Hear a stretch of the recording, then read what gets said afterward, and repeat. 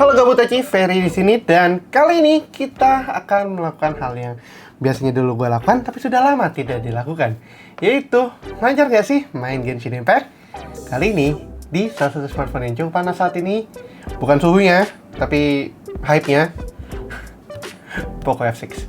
So, ya kali ini gue udah hands on dengan Poco F6 yang baru aja dirilis di Indonesia hari ini atau kemarin kalau tergantung video ini kapan tayangnya. Tapi akhirnya gue bisa melakukan video yang cukup up to date juga untuk mengetahui proses tes lancar nggak sih main Genshin Impact di sebuah smartphone yang baru. Kali ini adalah Poco F6. Poco F6 udah menjadi salah satu smartphone yang cukup ditunggu-tunggu sebenarnya di tahun 2024 ini.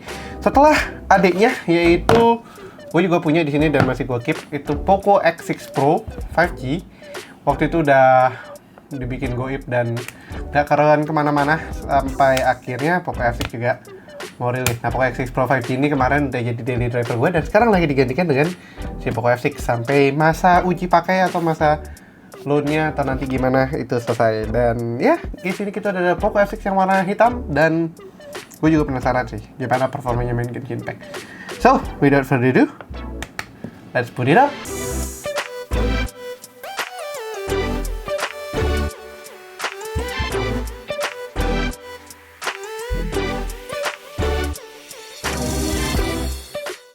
Jadi ini adalah Poco F6 aja, nggak ada F6 Pro, nggak ada F6 GT ya kali ini. By design sebenarnya gue agak kurang Poco sih rasanya, karena dan again ini notabene emang sebuah rebranding atau rebadging dari Redmi Turbo 3. Sekarang namanya Redmi Turbo 3. Harusnya dia Redmi Note 13 Turbo, tapi namanya jadi Redmi Turbo 3. Jadi kalau misalkan kalian udah pernah lihat Redmi Note 13 series, ciri khasnya tuh masih ada di sini. Cuman ini diganti badge-nya jadi Poco instead of Redmi yang ada di bawah sini. Karena for some reason sekarang Poco suka logo di atas kanan sana. Ya mungkin biar beda kali ya. Dan ini warnanya black, kayak midnight black gitu. Jadi ada bintik-bintiknya sedikit. So it's not like a textured or something. Tapi ya masih black. Sayangnya overall nih setahu gue sampingnya masih plastik frame dan juga ini plastik back. Jadi not as premium, tapi memang standarnya Pocophone kan dari dulu tuh Pocophone F1 juga kebanyakan semua bare plastik. How well does it stand against heat? Ya pasti ada lah. Di belakangnya kalau kita lihat dia juga nampangin banget nih 50 megapiksel OIS. Jadi kamera mainnya tuh pakai 50 megapiksel, cukup dibanggakan. Sensornya sensor Sony IMX882 dan ada ultrawide juga 8 megapiksel Sony IMX335 apa 355, gue lupa antara itu lah angkanya. Jadi ada flashnya two tone dan dibikin bulat-bulat gini. Kayaknya manufaktur smartphone China lagi suka flash yang bulat-bulat gini. I don't know why, but it looks good, it's fine, it works. Jadi ya nothing to worry about lah ya. Dan ini warna blacknya, nggak tahu sih kelihatan nggak ya di situ kayak ada texture colornya tuh. Oh, di sini nih harusnya kalau kelihatan. Tapi ya kurang lebih itu sih desainnya sampai ke depan-depannya juga. Nggak ada yang drastis banget dan kali ini tidak ada Poco Yellow sayangnya. Unlike Poco berapa ya? F4 GT yang ada Poco Yellow-nya, dan kalau di F5 juga cuma ada Arctic White. Ya, sebelumnya mohon maaf juga, ini sebenarnya kondisi gue ngerekam ini habis dari post collapse, jadi gue sempat collapse kemarin, overwork dan fatigue segala macam, jadi napas masih agak pendek dan masih agak-agak pelan ngomongnya, nggak seheboh dan se-hype biasanya. Ya, kita beralih ke depannya aja. Di sini untuk yang udah pakai Poco X6 Pro atau mungkin Poco F5 atau Poco X6 juga sebenarnya layarnya kurang lebih sama. Dia bezel-less 6,67 inci, Super AMOLED 120Hz, tidak LTPO sayangnya.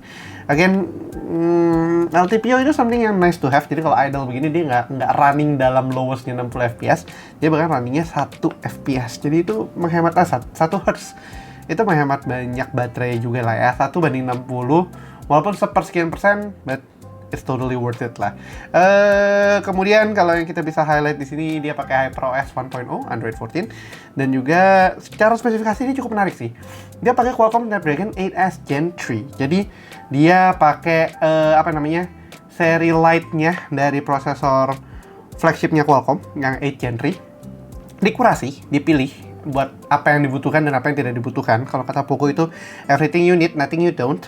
Dan itu sesuai banget sama jargonnya Poco. Karena apa? Di smartphone ini yang kalian akan dapatkan adalah full raw performance. Jadi nggak ada tweak aneh-aneh atau gimana-gimana, bener-bener kalian mendapatkan full performance. Nah, kenapa full performance juga? Karena dia pakai RAM LPDDR5X 12GB dan juga storage UFS 4.0 512GB.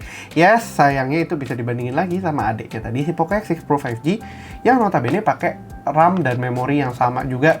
Bedanya dia nggak pakai 8F Gen 3 yang dipakai di sini. Jadi sedikit perbedaan, yang suka Qualcomm bisa ngambil ke sini, yang suka Dimensity bisa ngambil ke sana, yang budgetnya bisa disesuaikan ke sana ataupun ke sini karena ini otomatis lebih mahal juga.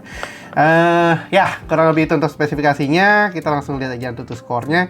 Karena Antutu score-nya di sini cukup menakjubkan, yaitu 1,47 juta.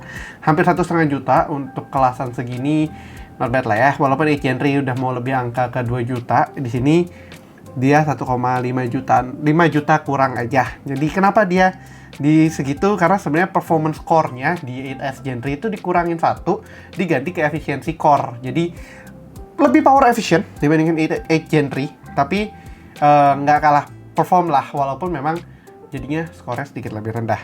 Kalau kita buka di My Device-nya, di sini Poco F6, nama device-nya Peridot. Peridot, wow, dot wire, terus nama saya Perio. Cocok logi. Ini pakai Snapdragon 8S Gen 3, Adreno 735, jadi GPU-nya juga beda ya, Adreno 735, bukan 750. Kalau di 8 Gen 3 dia pakai 750. Kamera belakang 50,33 megapiksel, harusnya 50 megapiksel. Resolusi layarnya 1220 x 2712 itu Full HD Plus, LPDDR5X, quad channel 4200 MHz, total 12 GB. RAM-nya masih bisa di-extend lagi pakai virtual memory, dan storage-nya 512 GB, but for some reason di sini ditaruh 528 GB, I don't know why. UFS 4.x, jadi ya di situ. Nah, ini yang beda nih, dia satu Qualcomm Cortex X4, 4 Cortex A720, 3 Cortex A520. Kalau di 8 Gen 3 dibalik 3 sama 4 ya. Dan dia Snapdragon 8S Gen 3 64 bit ARM64. Ya, sama dia di manufaktur di 4 nanometer. So, ya ini cukup kekinian banget, dan ini bisa dibilang tetap top of the line spek flagship. Nah, katanya kan dia flagship killer. Nah, itu yang membuat gue penasaran sih, performanya seberapa oke untuk bisa jalanin apa tadi namanya? Genshin Impact. Dan sebelum kita masuk, kita lihat dulu spesifikasinya. Ini buat yang enggak di sini, sebenarnya ini keterangan sih. Ada beberapa game di sini. Ada Honkai Star Rail, ada Genshin Impact, ada Wuthering Waves, ada Blue Archive. Lupa gue install Nikke sama Blue Archive udah, sama apa namanya? Project Sekai, Pro Seka.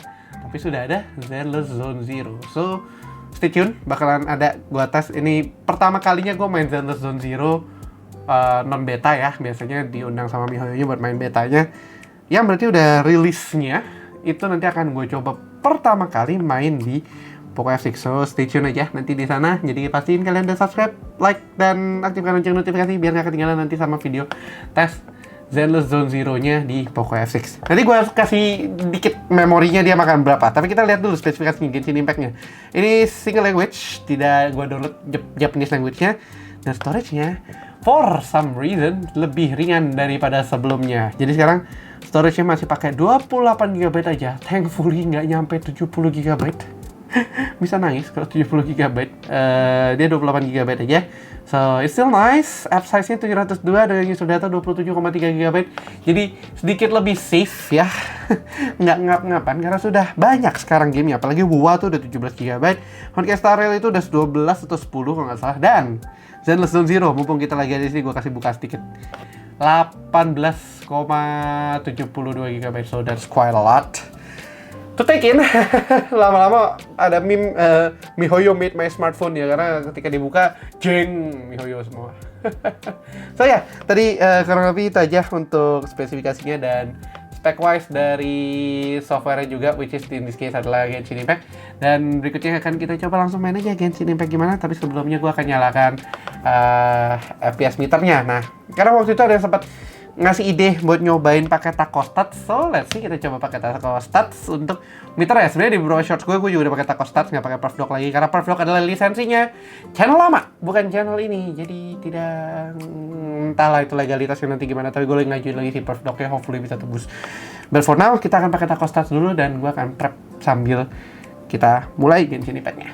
Yap, udah nyala di sini. FPS-nya hopefully nanti gue bisa tunjukkan FPS di sini karena ini nggak ada meternya, jadi agak beda. We'll see setup-nya, layout-nya kayaknya bakalan gue rubah juga sih di sini kayak apa. Kita start aja Genshin Impact-nya dengan di sini ada indikator apa di sini? CPU percentage, CPU temperature, GPU temperature, skin temperature, sama FPS. Mungkin akan gue geser sedikit dulu ya karena dia posisinya kok kurang enak overlay-nya karena agak-agak dempet. Kita geser dulu dikit horizontal offset-nya. Nah, oke.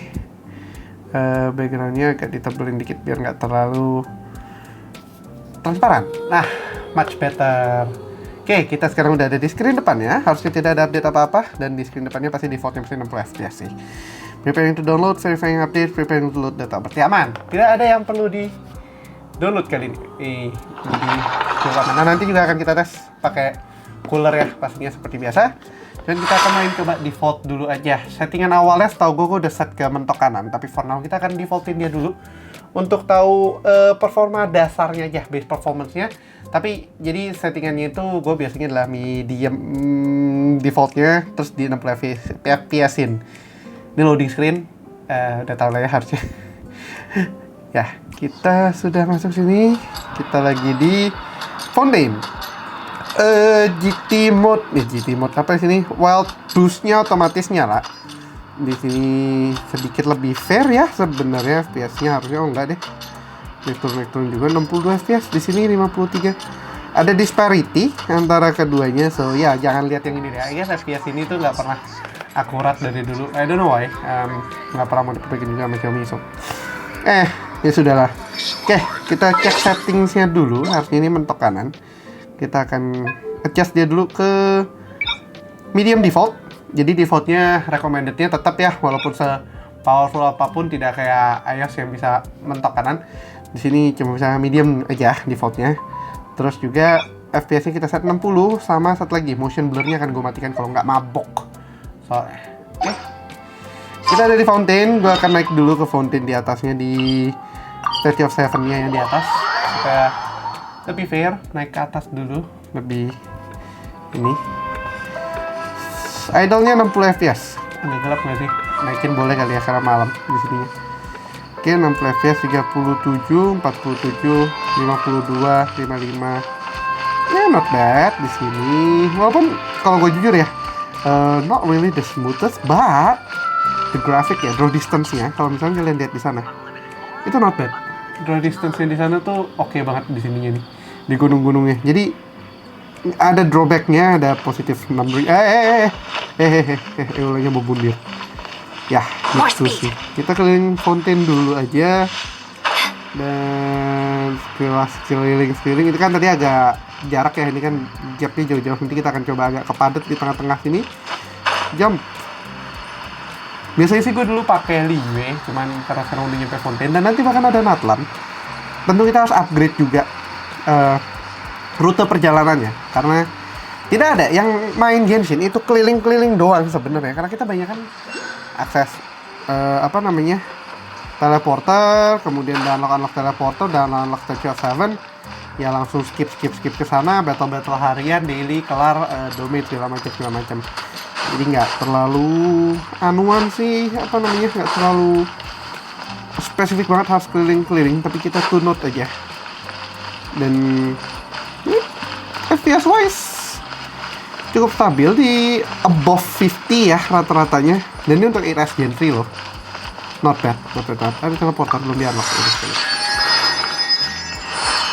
Oke, di sini kita bisa turun ke fountain yang bawahnya.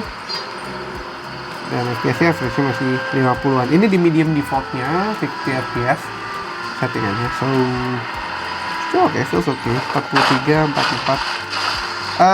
Kalau feels to touch ya, sejujurnya. Ini kan sini dibilang skinnya 41,8 derajat. Seharusnya sih nggak segitunya. Cuman memang temp gun-nya mana ya?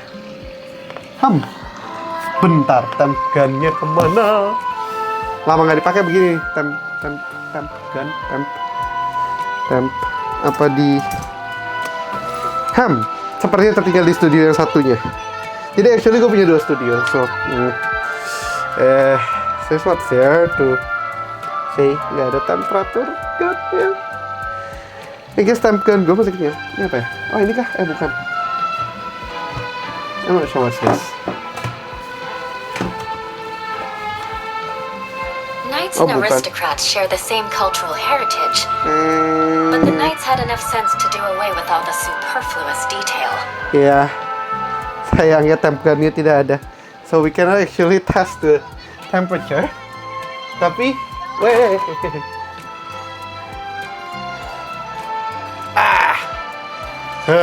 settingan tidak biasa begini nih. Nggak bisa tes the temperature, tapi honestly ini nggak sampai 42 derajat sih di sini. Cuman calm to touch aja sih. Mungkin bakalan ada gue bikin video update lagi lah nanti kalau misalnya udah ketemu temperature gunnya atau if it's gone, we need to buy new one. Ya, kurang lebih itu aja untuk di fountainnya. Kita sudah cukup berkeliling. Kita coba main domain. Sebenarnya gue belum begitu keliling banget di Fontaine, jadi nggak banyak domain yang udah di unlock. Bahkan di daerah-daerah si apa nih namanya, apa sih dulu nih yang desertnya ini tuh masih banyak ya. Belum gue unlock banyak banget. Ini ada Tower of Object ya, kita bisa kesini aja. Reasonnya adalah karena waktu itu banyak banget game gacha yang harus dimainin dan cukup sibuk dan satu dan dua hal lah. Akhirnya gue belum bisa update main-main banget gitu kan. Oke, kita lihat ini domainnya siapa? Electro dan Dendro recommendationnya. Electro sih udah ada, Dendro I guess kita bakalan pasang si Dendro. Gue perasaan nggak banyak ya, cuma ada Dendro berapa ekor ya? Cuma ada Nahida. Ini pun belum di level up banget kan? Masih bisa di level up ya. Do I have enough materials? Nope, sadly. Iya, sudah cukup banyak.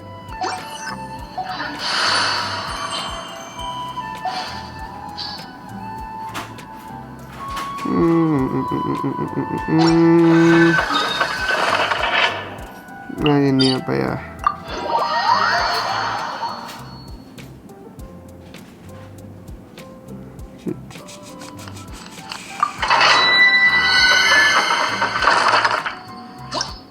Dendro juga.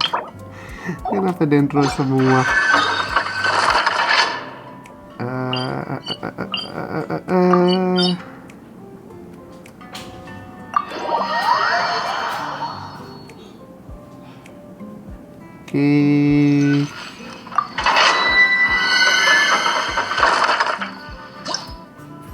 Oke, ini harusnya aman.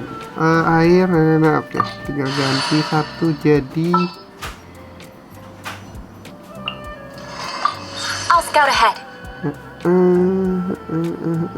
Berarti apinya ganti dengan hydro. For justice. Oke.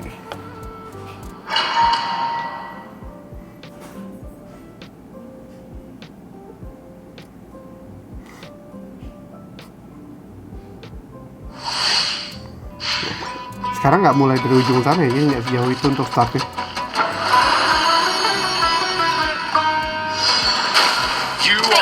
Oh, ini yang dulu sih main ya, iya deh, lupa.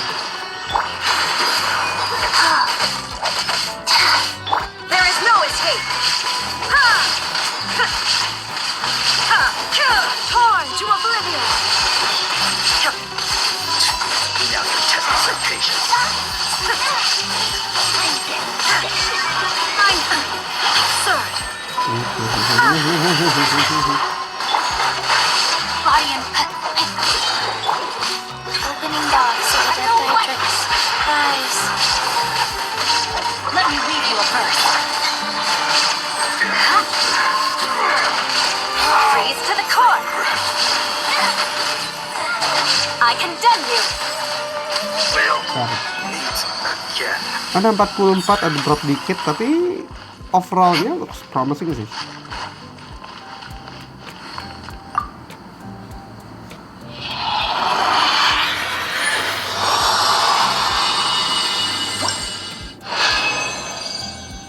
Tuh ya, tadi overallnya cukup promising. Ada beberapa dips ke 50-an bawah, tapi nggak nyampe that annoying. But still okay, still fine sih, still asik juga buat main segituan dengan beberapa old-nya bintang 5 di sini, kecuali si siapa namanya? Xingqiu yang masih bintang 4, tapi sisanya dengan all those hecticness lumayan oke sih. Moving on dari domain, biasanya kita akan mencoba daily boss yang biasanya menjadi samsak. Itu paling enak adalah si ayam. Mana si ayam itu? Ayam tuh lokasinya di mana? Ini kejauhan kah? Oh iya bener. Nah di sini nih si ayam. Mana ayam? Let's go. Kita lawan si ayam. Kenapa lawan ayam? Karena dia kan ada nge-spawn juga ya. Jadi ada sedikit nambah nambah elemen di ininya, areanya, dan kita nggak lawan mob boss biasa aja. Jadi that's another plus. Di Hutao. Sebenarnya tuh aku pengen pakai si siapa namanya ini Ale, cuma belum di-update, belum dinaikin banget, so let's settle with Hutao for now.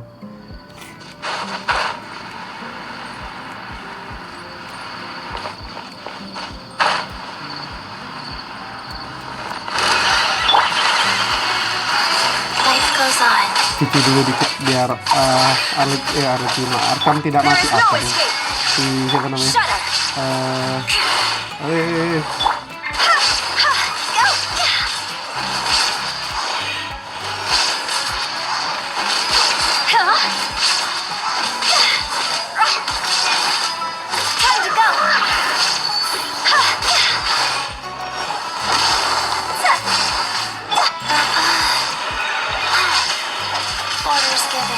Orders received. Illusion shattered.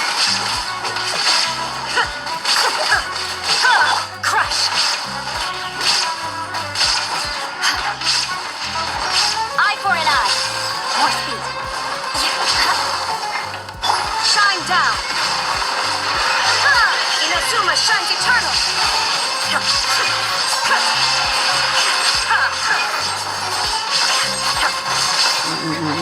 Remove all obstacles. Detached. Tahu sebel tuh kalau dia nge-stuck kayak gitu tuh. Sebel banget. Beg for mercy. Vengeance will be mine.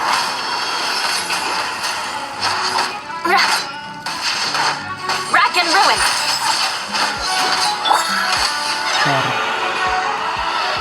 Wow, overall bahkan nggak deep under 50. Jadi still fun, asik juga segitu.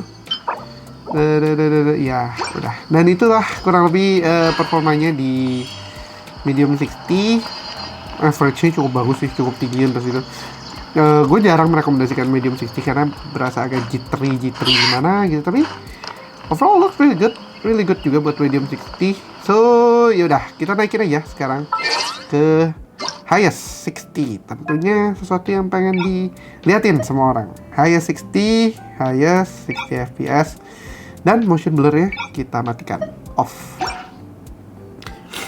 Langsung dip sedikit jadi 57 dan masih 60 fps dong.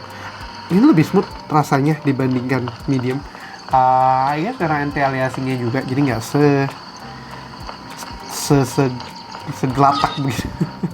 Gelatak apa sih gelatak? Lebih enak gitu loh dibandingin tadi di medium 60. Lebih smooth juga rasanya, lebih transisinya segala macam juga. Nah, tuh berasa lebih enak aja gitu loh. Apalagi lebih tajam, draw distance-nya lebih oke, lebih tajam juga.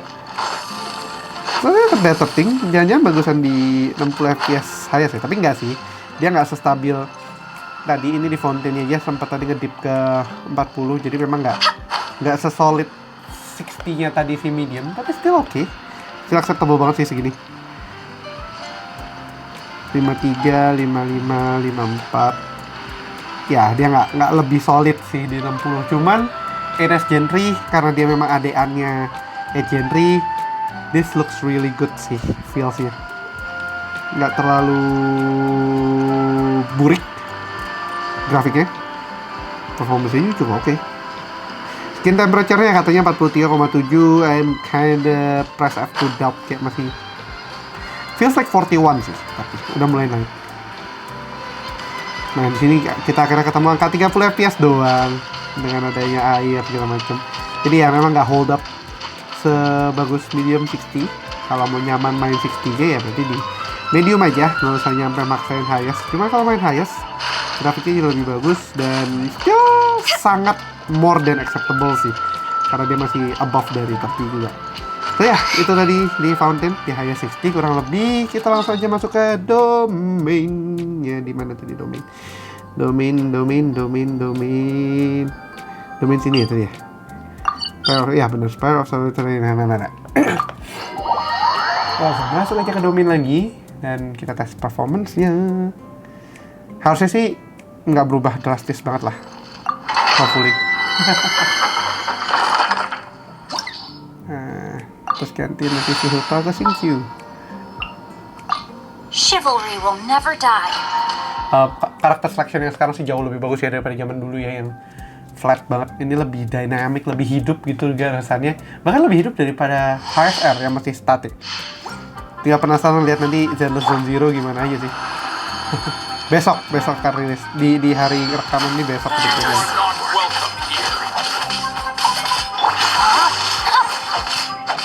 Shut up.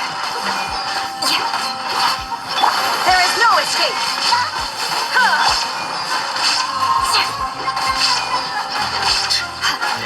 Beg for mercy.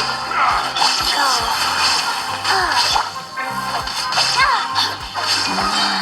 Witness the power of Gua.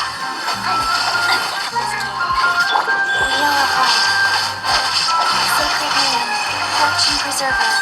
Wow.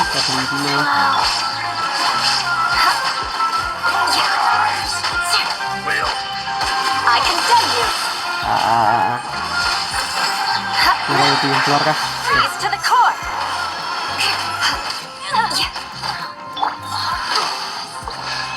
Terbang. Kejalan terbang. Ya, jadi berasa sih ada dip sedikit tadi udah ketemu low 40 juga akhirnya. Jadi ya berarti dengan main effect probably kita harus nahan-nahan nafsu sedikit untuk tidak menghajar jauh itu. Tapi still fine, buat touch response-nya juga masih oke dan segala macam. Cuma memang sayangnya nih nggak ada tap guard. Ini kalau gua rasain memang sudah mulai hangat. 44 close lah. 42 setengah, 43 setengah gitu feelsnya. Enggak deh. Masih 42an, masih 42an sama those lines.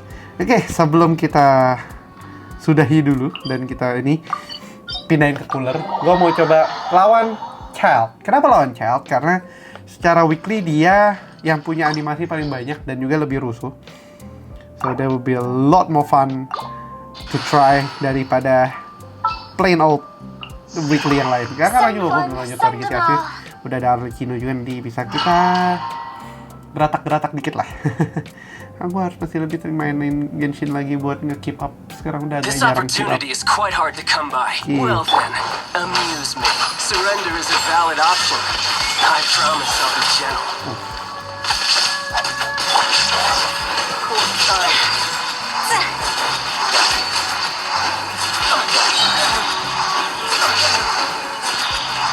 You've made some progress. Udah cepet lah. Passable effort. Not bad. Cepat. You've got a trick or two. Nice. Now you shall perish. Tied. Ya solid ya, masih 53 fps, 56. Mati. Bleeding dream. Something else catch your eye? No use hiding like this. All you do is run. Udah masuk cutscene. Sempet ngedrop 30. Cutscene-nya nggak pre-rendered sih ya soalnya. Dia pengaruh banget dengan kita punya settingan. So, makanya gue suka buat ngetes health di situ.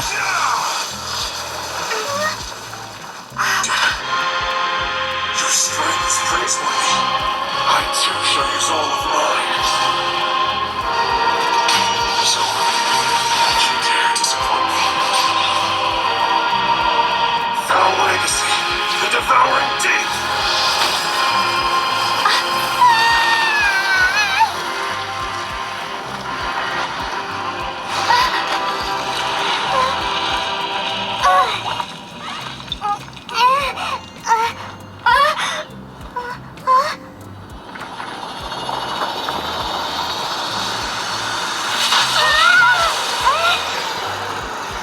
Nah, sembari itu kita nyalain dulu si cooler ya biar dingin dikit. Nggak mulai dari nol ntar. Oke. Dingin juga. Kita lanjut dulu. Mundur dong, ya.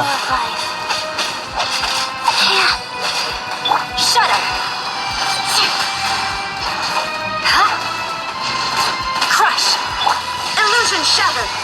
Oh.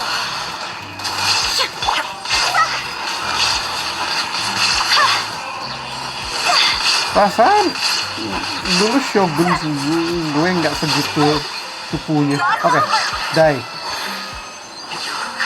Nah, nggak bisa diklaim anyway. Ya, tadi kurang lebih itu lah highest 60-nya Genshin. Overall sih gue masih give big thumbs up ya untuk performance-nya. Karena walau memang nggak stay 60 FPS flat kayak pas medium 60, tapi overall experience-nya tuh cukup smooth, masih above dari 50, tadi kita reach 40-40an juga. Jadi nggak ngedrop dan as expected dari sebuah flagship chipset, which in this case adalah 8S Gen 3. Memang 8S Gen 3 adalah versi light dari 8 Gen 3 ya. Cuman doesn't mean that it's bad gitu loh. Overall looks-nya oke, dan juga ininya oke. Cuma memang ya, skin temperature-nya udah mulai berasa naik, dan kali ini gue bisa bilang sekitar 43. Still comfy to touch, cuman memang jadi agak keringetan dikit considering ini pakai AC. Jadi AC-nya sih memang gue bikin nyorot ke sana, nggak directly ke sini. Cuman masih berasa anget-anget aja sih untuk for comfort level ya hitungannya. Ya, in that case ya sebenarnya at the end of the day kita bisa tinggal pasangin cooler aja, dan it will be nice. Cooler kita sekarang udah di 8 derajat, nanti bentar lagi akan kita pasangkan ke sini. Sembari itu gue kasih feedback dulu sedikit untuk Poco F6. Ini seperti biasa lah, another Poco F series smartphone yang cukup oke, cukup stabil dan running very well for its class. Nah, tinggal nggak tahu di harganya. Sebenarnya kalau udah tayang sih harusnya harganya juga udah ketahuan berapa. Cuma gue belum tahu untuk sampai detik ini berapa harga spesifiknya. But yeah, it still feels nice sih untuk bisa ada smartphone selevel ini di opsi segini.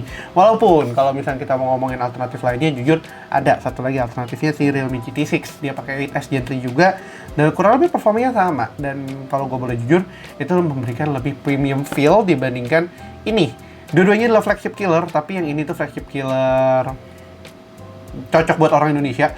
Kalau Realme GT6 itu flagship killer yang cocok untuk seseorang yang pengen premium smartphone tapi koceknya nggak nyampe belasan juta. Di sini adalah orang yang nggak nyampe, bahkan nggak mau kepikiran beli smartphone belasan juta mungkin. Sebagai cadangan atau second smartphone mungkin iya, tapi dia either udah punya flagship full beneran atau akhirnya memilih ini untuk subs-nya gitu kan. Secondary device-nya. Gitu sih. Nah, kita akan kembali dulu ke Fountain sambil kita sekarang pasangkan sih cooler ya. Coolernya udah 8 derajat, so it's okay. Udah mulai kita bisa pasangkan dan langsung mendinginkan. Skin temperature-nya langsung turun jadi 42. Secepat itu kah? Emang secepat itu ya. Personally gue belum begitu nyaman dengan menggunakan thermostat karena ini kan on device ya. On device terkadang bisa akurat, terkadang tidak. Makanya gue lebih prefer Perfdock yang memang lebih established untuk itu. Nah, skin temperature sekarang 42,7. Kalau belakangnya berapa? Langsung 15 derajat, dia langsung narik kencang. Nah, kalau misalnya dari 8 ke 15 tadi, ya berarti ini benar udah sampai 40-an derajat. Sekarang sih udah makin nyaman untuk dipegang ya. Jadi, seperti biasa sih, recommended untuk punya cooler kalau kalian memang gamer, untuk bisa menjaga ini ya. Dan juga bikin smartphone kalian lebih awet karena nggak terus-terusan panas. Baterai itu nggak sehat kalau untuk dibikin terus-terusan panas. So, it is nice to have lah. Any kind of cooler is okay, tapi gue rekomendasikan memang fan cooler series kayak ini kan Fan Cooler 2 Pro. Favorit gue Fan Cooler 2 Pro karena Fan Cooler 3 Pro tuh nggak ada indikator temperaturnya. Sedangkan si Fan Cooler 2 Pro ini punya. Alternatif lain ada iQOO Cooler juga yang ada temperature display-nya. Jadi bisa kalian ketahui juga gimana. Oke, kita turun ke Fountain bawah buat bandingin. Tadi kita dapat 40 FPS-an. Apakah si 40 bawah? Not really. Jadi nggak nyampe 40 bawah, nggak sampai 43. Tadi gue ngeliat 43, di sini cuma 44, 45. Jadi memang berasa lah dikit kalau lebih adem. lebih oke. Skin temperature-nya 42,1, GPU 57,4 dan segala macamnya. Di sini 46,3, ada peningkatan sedikit sekitar 2 FPS, 3 FPS. Nice to have aja sih. Jadi ya memang kalau main H60 recommended untuk tambahin cooler lah minimal. Biar lebih nyaman aja. Oke, kita cobain main ke domain sekarang. Buat melihat lagi performanya di domain. Gua kurang suka di maps ini for some reason, kayak agak suka nyangkut-nyangkut. Maps di Genshin on any device ya, itu nggak cuman sama Poco, itu kayaknya memang bug atau performance video dan kawan-kawan lah. Oke, kita start. Total kita ganti dengan Cinciu. For justice. Indeed for justice. Oke. Baterainya tinggal 1 bar, semoga masih kuat. Ayolah, bertahan Sonia 7C ku. Sedikit lagi kelar kok. Nanti kita nggak daily boss lagi nih. Lebih smooth ya rasanya. Feeling doang atau berasa lebih smooth ya? Go. There is no escape. Orders given. Orders received. Beg for mercy. Crush.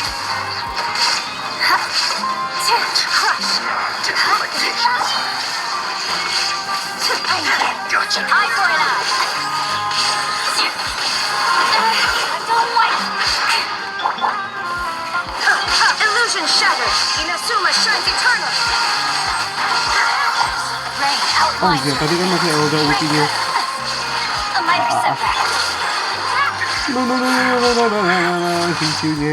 Cinciunya beku. Vengeance will be mine. 40 bawahnya masih sih. Beg for mercy.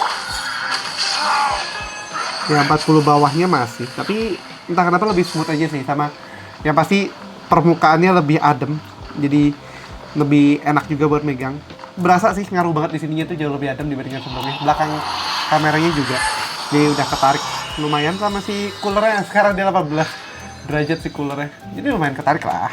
Not bad dan ya again, kalau punya cooler use it well dan enjoy it, I guess.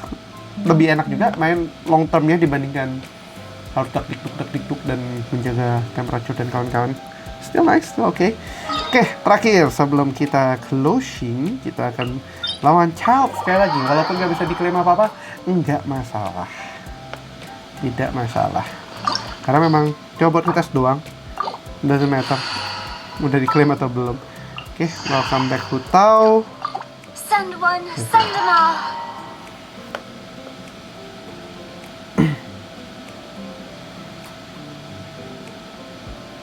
This opportunity is quite hard to come by. Well then, amuse me. Surrender is a valid option. I promise I'll be gentle.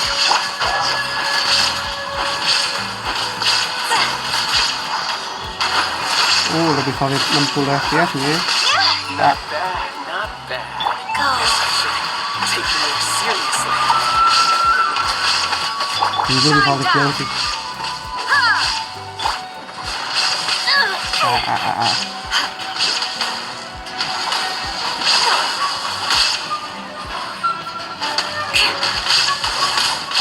Raging tide.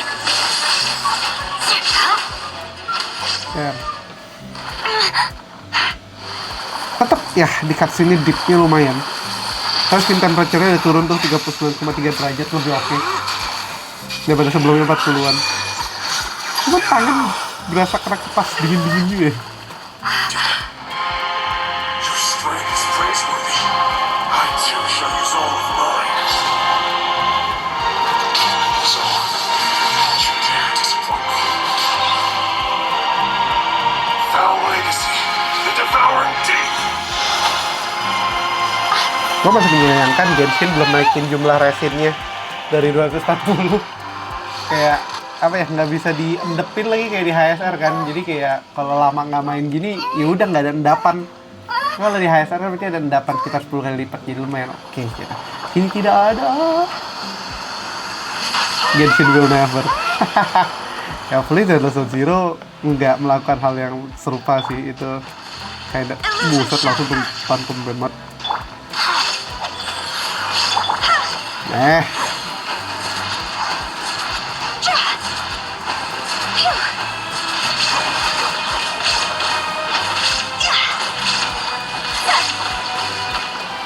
Opening box of Adepti drugs. There is no escape. Now you shall perish.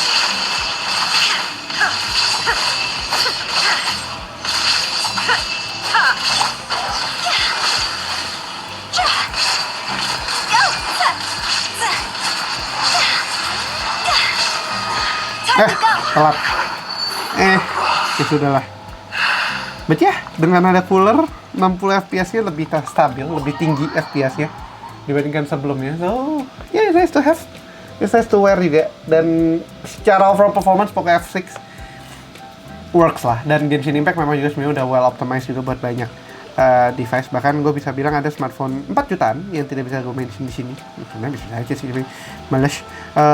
Itu bisa ngangkat 60 fps tapi nggak sampai highest ya, mediumnya. Highestnya sih dia bisa 40 fps, tapi untuk medium 60-nya tuh udah lumayan oke banget. Jadi nggak terlalu meh gitu loh untuk dimainin di smartphone yang udah lumayan generic. Jadi nggak lagi tuh sebenarnya dijadikan the only benchmarking game out there, karena makin banyak. Ada Wuthering Waves, ada Honkai Star Rail, dan juga nanti ada Zenless Zone Zero.